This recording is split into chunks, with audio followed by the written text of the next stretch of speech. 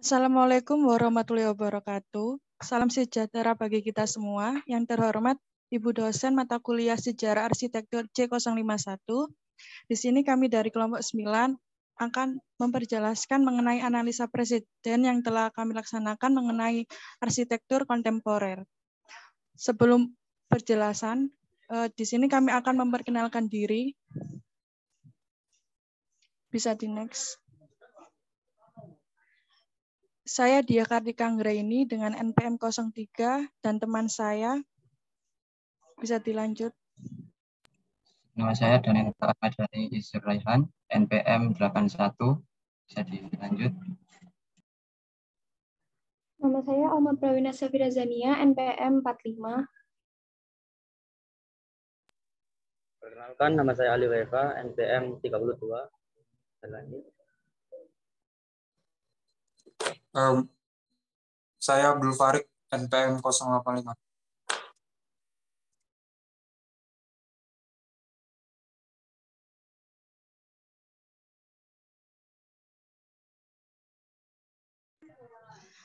Oke.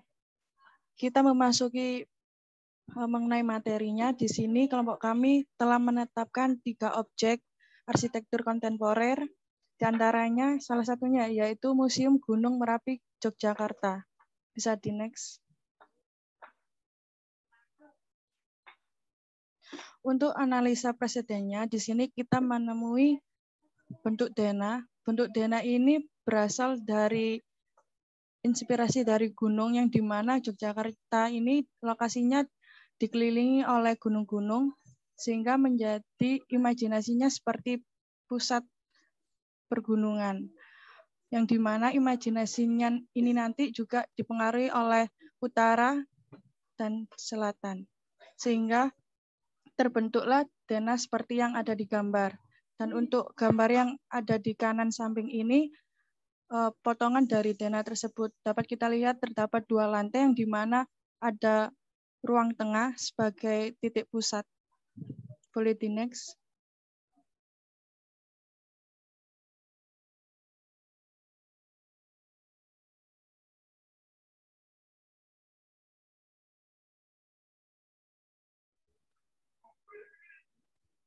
Untuk elemen fasad dari Museum Gunung Merapi terdiri dari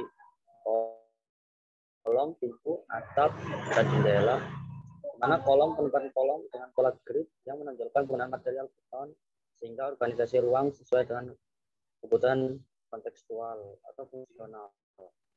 Untuk pintu pada Museum Gunung Merapi menggunakan material pintu kaca dengan frame aluminium yang dibuat seperti menyerupai gunung berapi. Nah, bentuk pintu desain megah supaya terkesan seperti di bawah gunung berapi. Jadi next.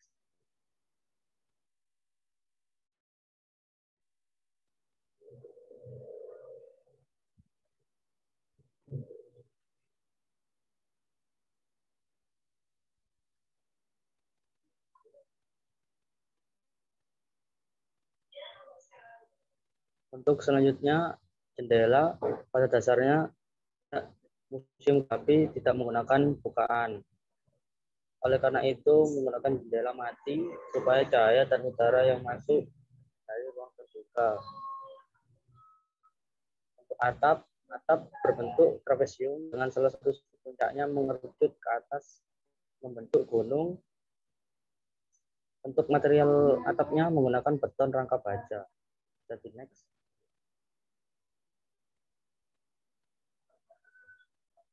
Untuk material Museum Gunung Merapi menggunakan material beton rangka baja untuk atap, beton bertulang untuk dinding, dan pada lantai menggunakan 2 material itu lantai keramik dan lantai ubin. Tampilan fasad menggunakan material polikarbonat berwarna merah. Jadi next.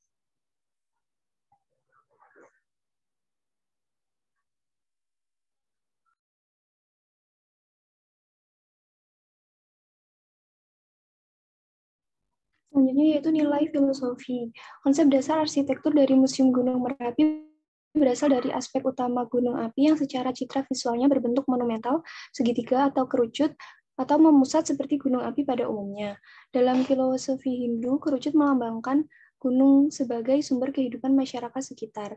Harapannya, Museum Gunung Merapi juga dapat memaknai filosofi ini yang kemudian dituangkan dalam visinya yang berbunyi terwujudnya pengetahuan masyarakat tentang pemahaman ilmu kegunung apian dan ilmu kebumian. Dan misinya meningkatkan geowisata bernilai edukasi tentang ilmu kegunung apian dan kebumian di Daerah Istimewa Yogyakarta.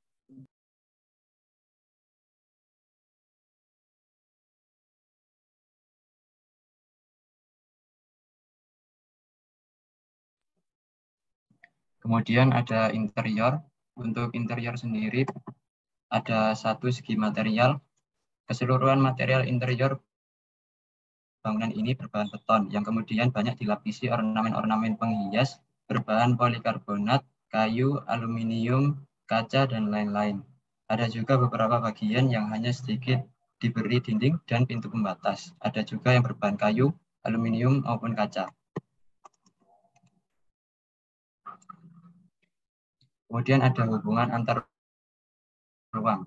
Ruang-ruang pada bangunan ini memiliki hubungan yang bervariasi, namun tetap memiliki keselarasan aksen. Beberapa penghubung ruang ada yang dibuat seperti but dengan terowongan sederhana, namun ada juga lorong penghubung yang berbentuk lingkaran. Hal ini dinilai unik dan dapat memberikan daya tarik tersendiri bagi museum ini.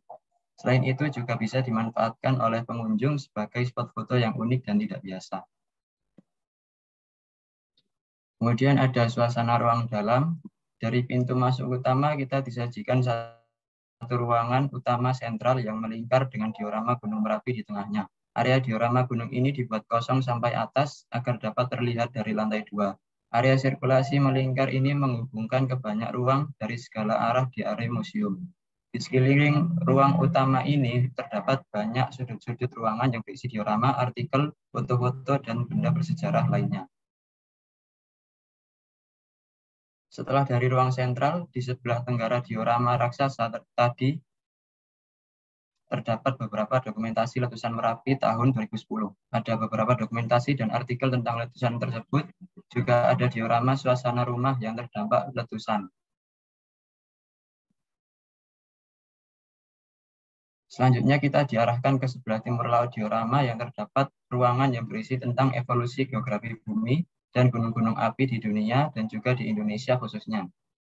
Selain itu juga terdapat artefak batu-batu vulkanik dan foto-foto letusan dari berbagai gunung di seluruh Indonesia. Alur ini berupa lorong panjang yang mengitari Central Room tadi.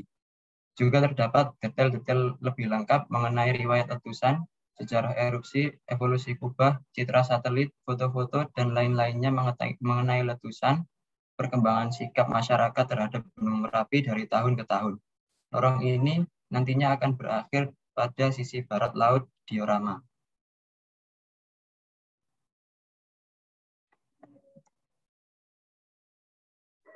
Untuk selanjutnya yaitu bangunan Museum Tsunami Aceh yang akan dijelaskan oleh teman saya. Untuk itu dipersilakan.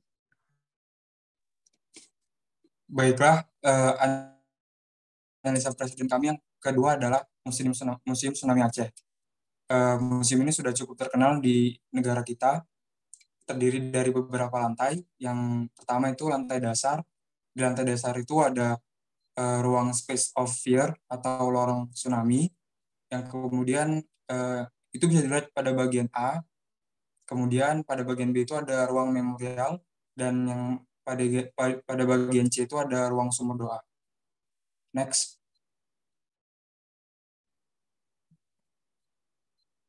Ini denah lantai 2-nya, ada pada bagian A itu ada lobby, dan yang pada bagian B itu ruang pameran tetap. Next. Di denah lantai 3 ini, paling atas ada ruang pameran temporer dan ruang perpustakaan. Oke, next. Nah, ini denah ruang sumur doa. Oke, next. Nah, ini ada denah ruang atrium. Ada yang pada bagian A itu ada Atrium of Hope, dan yang pada bagian B itu ruang bukit penyelamatan. Next.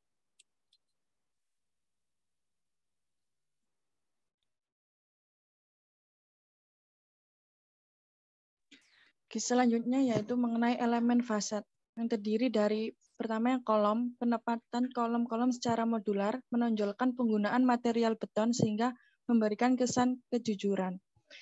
Yang selanjutnya pintu. Pada Museum Tsunami menggunakan material pintu kaca dengan frame aluminium dan pintu masuk menggunakan ram sehingga ramah bagi kaum difabel. Boleh di next.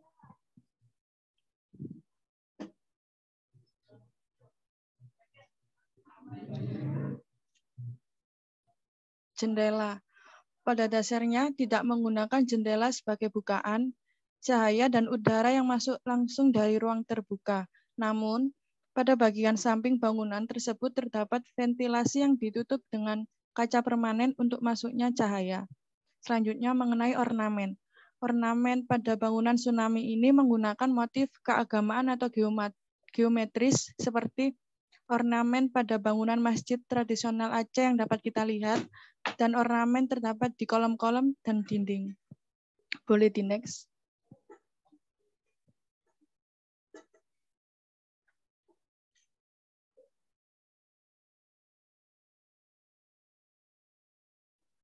Kemudian atap. Dari atap bangunan ini terdapat roof garden yang dapat dijadikan area komunal. Atap bangunan ini menggunakan atap jenis bak beton dan polikarbonat.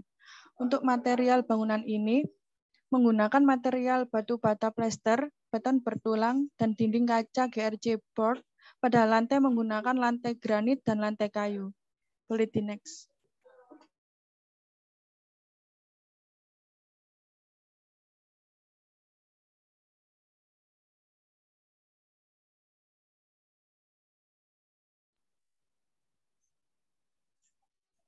Untuk nilai filosofi Museum Aceh tersebut menggunakan konsep metafora seperti menyerupai kapal yang dibangun untuk mengenang bencana dahsyat yang menelan korban jiwa mencapai kurang lebih 240.000 jiwa. Di sini semua jejak tsunami Aceh terangkum dalam beragam format seperti arsip berita, foto hingga video. Untuk bangunannya yang megah dan modern dibuat dengan mengambil konsep dasar rumah Aceh. Next.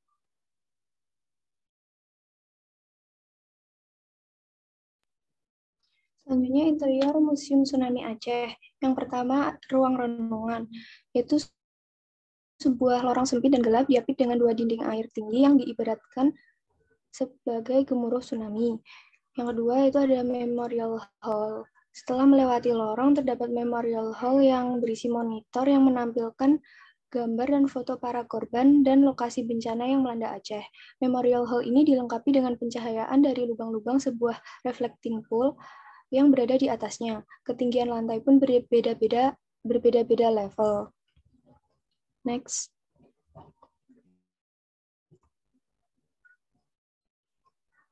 Ruang sumur doa merupakan sebuah ruang berbentuk sumur silinder yang menyorotkan cahaya remang-remang. Pada puncak ruangan terlihat kaligrafi Arab berbentuk tulisan Allah. Pada dinding-dinding ruangan ini dipenuhi tulisan nama-nama korban tsunami yang tewas dalam peristiwa besar tersebut. Ruangan ini menggambarkan suasana yang religius. Selanjutnya, lorong cerobong. Lorong ini didesain dengan lantai yang berkelok dan tidak rata sebagai bentuk filosofi dari kebingungan dan keputusasaan masyarakat Aceh saat didera tsunami. Lorong gelap ini membawa pengunjung menuju jembatan harapan yang melambangkan adanya sebuah harapan. Next.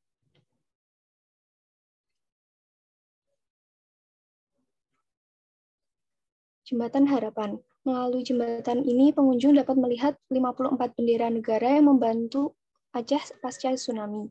Batu yang tersusun di pinggiran kolam juga memiliki jumlah yang sama. Di setiap bendera dan batu bertuliskan kata damai dengan bahasa dari masing-masing negara sebagai refleksi perdamaian. Ruang multimedia. Ruang multimedia ini berisi ruang audio dan ruang 4 dimensi, yaitu Tsunami Exhibition Room, ruang pre-tsunami, well tsunami, dan post-tsunami. Next.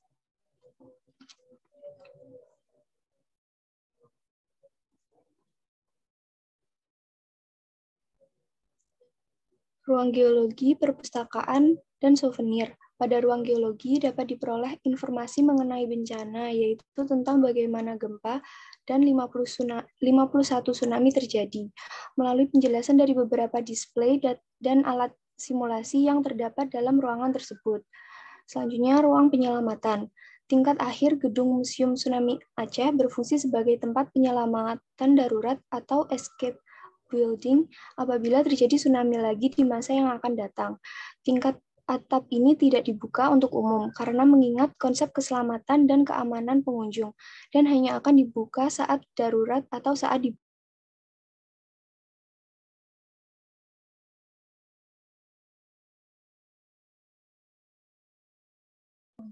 Oke, untuk bangunan yang ketiga yaitu Guggenheim Bilbao di Spanyol. Untuk penjelasannya akan disampaikan oleh teman saya. Untuk waktunya dipersilakan.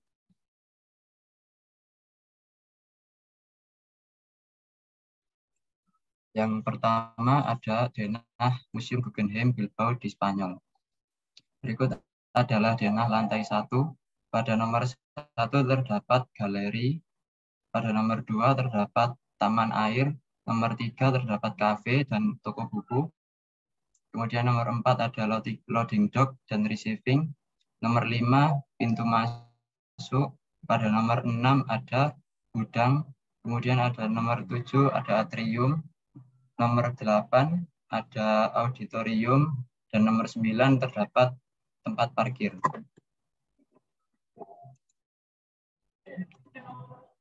Kemudian ada denah lantai 2. Pada nomor 1 terdapat galeri, pada nomor 2 terdapat perpustakaan, pada nomor 3 terdapat toko buku, pada nomor 4 terdapat dapur, dan pada nomor 5 terdapat ruang terbuka. Selanjutnya ada denah lantai 3.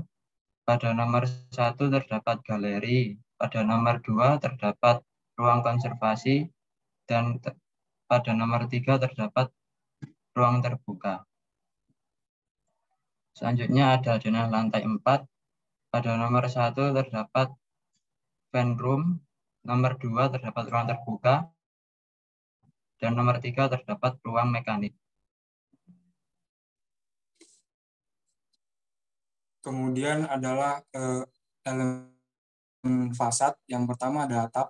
Desain berbentuk kurva ini dibangun dari beberapa material berupa titanium, batu kapur, dan juga kaca, sehingga menangkap cahaya dan bereaksi terhadap matahari serta cuaca.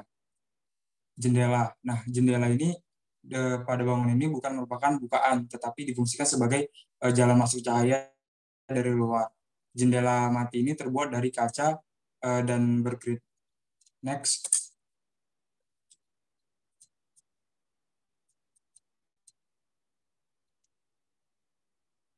Kemudian pintu. Di Guggenheim ini ada beberapa pintu masuk, tetapi semua pintu itu didominasi dengan penggunaan material berupa kaca.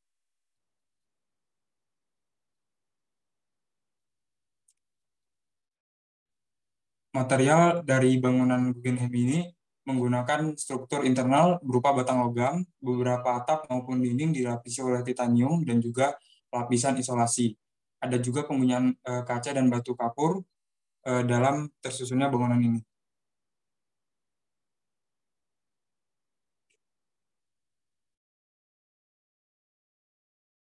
Untuk filosofi bangunan ini tersendiri dengan konsep metafora ikan dan suasana sibuk manusia kontemporer, sehingga membutuhkan ruang yang bernuansa dinamis, hidup, dan energi.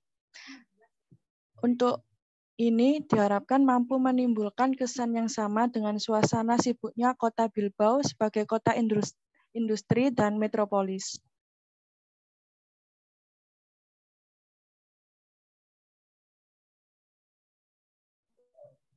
Untuk bagian interior Museum Guggenheim Bilbao di Spanyol, suasana ruang dalam, dari pintu masuk utama kita disajikan satu ruang utama sentral yang melingkar dan galeri berbentuk spiral. Dengan demikian, pengunjung melihat pekerjaan saat Anda berjalan di jalan spiral yang diterangi. Area sirkulasi melingkar ini menghubungkan ke banyak ruang. Sekeliling ruang utama ini terdapat juga banyak sudut-sudut ruangan yang terdapat skulptur dan lukisan atau karya-karya seniman Spanyol hingga internasional. Next.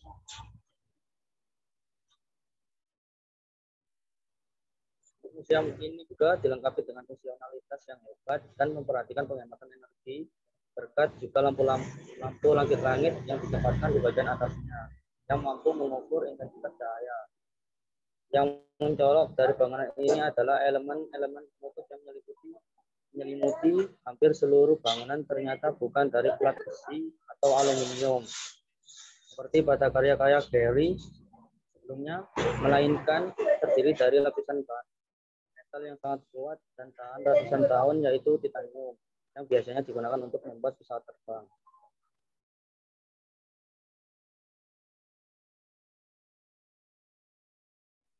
Itulah tadi penjelasan mengenai analisa preseden yang telah kelompok kami laksanakan mengenai arsitektur kontemporer.